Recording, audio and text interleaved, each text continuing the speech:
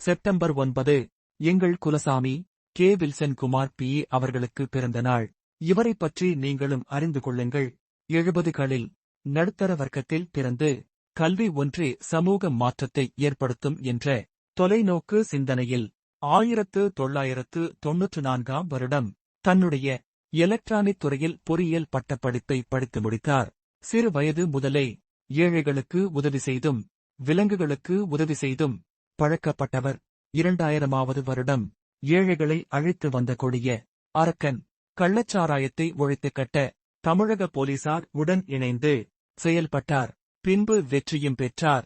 யாம் பெற்ற இன்பம் பெருக இவ்வையகம் என்ற வாக்கியத்திற்கு ஏற்ப தான் பெற்ற கல்வி பிறரும் பெற வேண்டும் என்பதற்காக 2009ஆம் ஆண்டு தன்னை பொது வாழ்வில் இணைத்துக் கொண்டார்.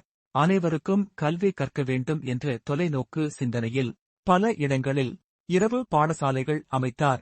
அதோடு நின்று விடாமல் நம் கண்முன்னே அழிந்து வரும் இந்த உலகத்தை பார்க்க மனமில்லாமல் தொலைநோக்கு சிந்தனை ஒன்று வகுத்தார். அதாவது அனைத்து உயிர்களும் இந்த பூமியில் வாழ தார்மீக உரிமை உள்ளது. அதை அழிக்க யாருக்கும் உரிமை இல்லை. அதற்கான வாழ்விடத்தையும் உணவையும் தர வேண்டியது நம் ஒவ்வொருவரின் கடமை என்ற சிந்தனைதான் அது. அதன் அடிப்படையில் பறவைகள் மற்றும் விலங்குகள் நல அறக்கட்டளை என்ற ஒரு அமைப்பு ஏற்படுத்தினார். அதன் மூலமாக பல்வேறு இடங்களில் உணவு காடுகள் உருவாக்கினார். நீரின்றி அமையாது இவ்வுலகு என்ற திருக்குறளுக்கு ஏற்ப நீர்நிலைகளை சுத்தம் செய்வதில் ஆர்வம் காட்டினார். இதைதான் மட்டும் செய்தால் பெரிதளவு மாற்றம் ஏற்படாது என்று நண்பர்களையும் ஏழை எளியோரையும் தன்னுடன் இணைத்துக் கொண்டு ஏழைகளுக்கும் ஏழை குழந்தைகளுக்கும் இன்றுவரை பல்வேறு நலத்திட்டங்களை செய்து வருகின்றார். அவர் முன்னெடுக்கும் பல்வேறு நலத்திட்டங்களை அவரோடு பயணிப்பவர்களும் செய்து வருகிறார்கள். அதாவது மரங்களை வளர்ப்பதிலும் விலங்குகளை பாதுகாப்பதிலும் ஏழை எளியோருக்கு உதவி செய்வதிலும் அவரோடு சேர்ந்து பயணிக்கிறார்கள். இது மட்டும் போதாது. நமக்கு அரசியல் அதிகாரம் கிடைத்தால் பொதுமக்களுக்கு சேவை செய்யலாம் என்பதற்காக 2012ஆம் வருடம் தன்னை ஆம் ஆத்மி கட்சியில் இணைத்துக் கொண்டார்.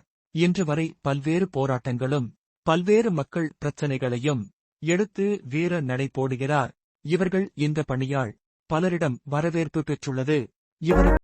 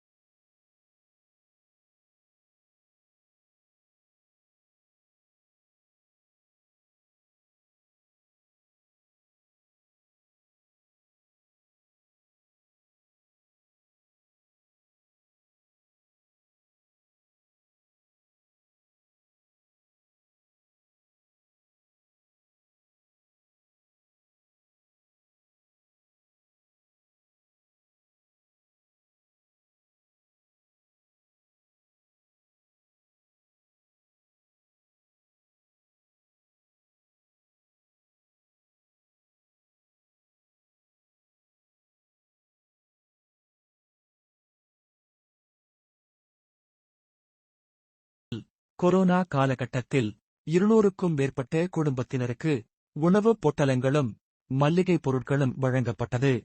வெள்ளப்பெருக்கு காலங்களில் ஆயிரக்கணக்கானோருக்கு உணவு வழங்கினார்.